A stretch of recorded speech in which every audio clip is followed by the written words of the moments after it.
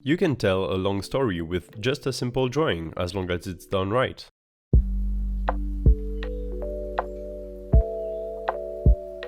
Well, hello there, I'm Détroit.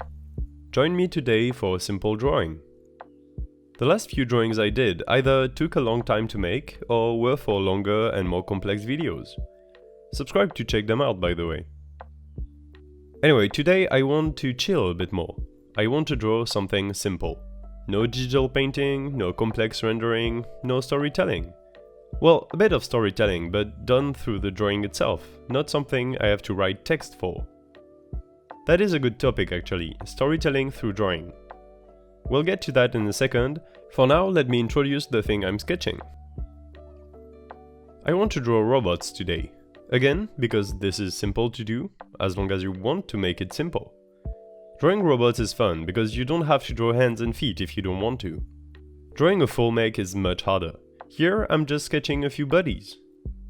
Their joints and body parts don't necessarily make sense, but that's okay. I'm going for the aesthetic of thick and pleasing line art, simple colors and shading. Sort of cartoonish, not realistic. If you want to look at a more complicated robot, check the video where I turned Sukuna from Jujutsu Kaisen into a giant mech. These three bodies are more simple than that. No hands, no feet, simple shapes everywhere.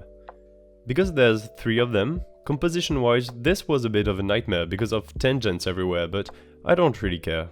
I don't want to give myself a headache, so it's fine if there are like 30 tangents. I want the robots to overlap. If I really wanted to avoid tangents, I would have drawn them facing straight on, or at least next to each other with a lot of negative space in between them. To me, it made sense to have them all facing the same direction. This is for the composition and for the story I want to tell through the drawing. That's what we're talking about today, storytelling through drawing. I like to think that all of my drawings tell a story in some way or another. I usually sprinkle a bit of lore here and there while I talk about the process of drawing. Just enough to get your imagination started so you can continue the story yourself if you want to.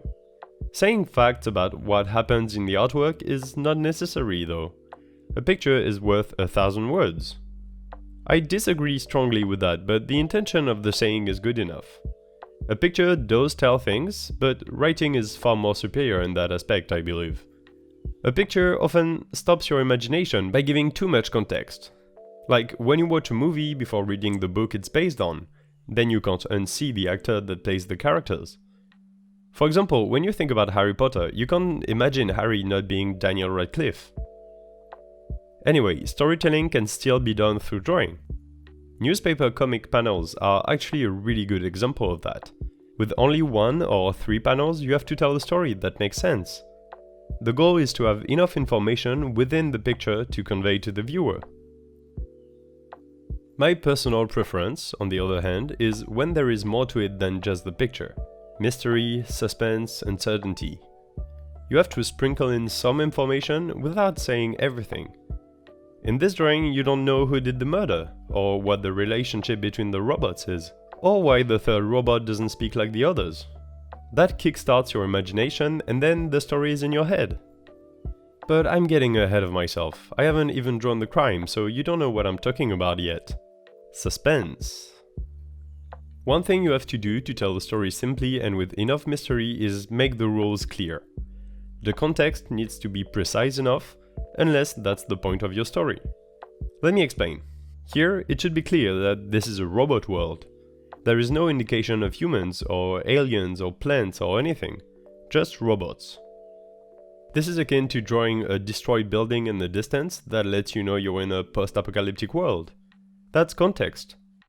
It is removed from the main point of the story you're telling, but you're just providing context. This sort of stuff needs to be clear to give your story some substance. It's like an anchor for the viewer's imagination, and the rest will build itself. I don't know if that makes sense.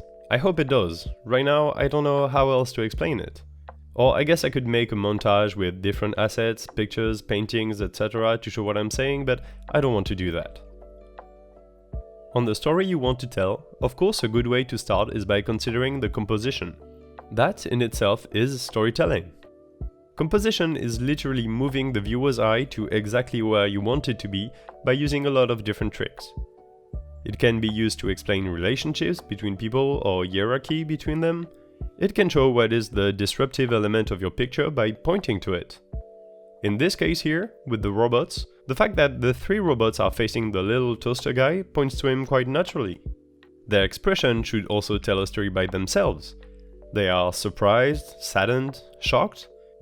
Because we humans are social beings, we are used to seeing facial patterns and read emotions from them.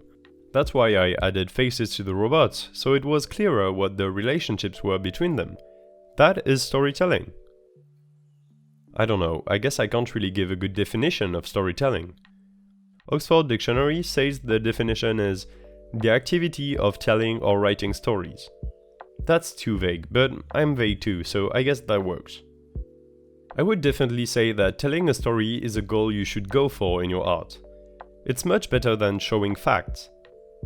While a picture is not worth 1,000 words, what you should aim for is more than 1,000. A picture can be worth an infinite amount of words. Your imagination can take a well-constructed picture and write a whole book about it.